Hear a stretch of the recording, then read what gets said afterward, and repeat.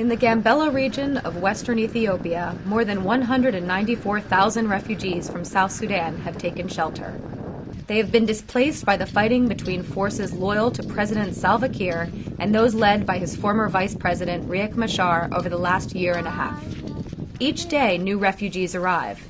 This is expected to continue as long as the peace process fails to produce an agreement between the warring parties. Having already been displaced inside South Sudan for some time, with few resources and little, if any, medical care, the refugees often arrive in poor health.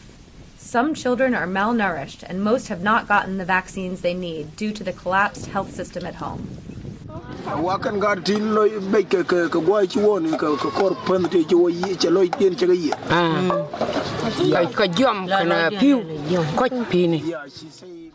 The camp's high population density and poor hygiene create perfect conditions for pneumonia and respiratory infections to spread.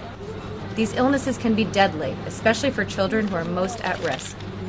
Well, I think the most common diseases here are diarrheal diseases and lower respiratory tract infections or pneumonia, and mostly associated with the severe acute malnutrition children. Their immune systems are depressed, but we also see in the other children too that come to the pediatric ward, so it's common.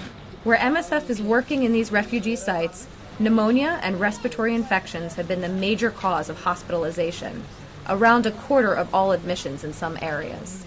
MSF decided to launch a mass vaccination campaign because we realized in the first quarter of last year that the main causes of disease and death among children in the clinics where we work were due to pneumonia and respiratory infection.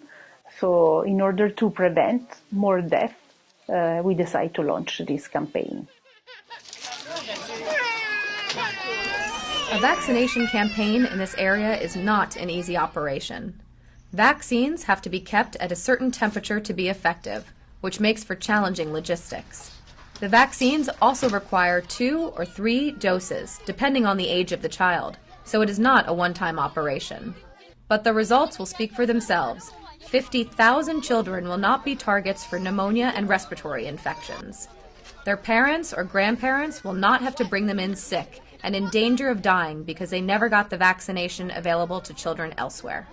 It's a very fundamental or foundational part of pediatrics anywhere. So I'm just glad that they're doing it here because it's just kind of the standard across the world now that children should get vaccines against the diseases that are preventable.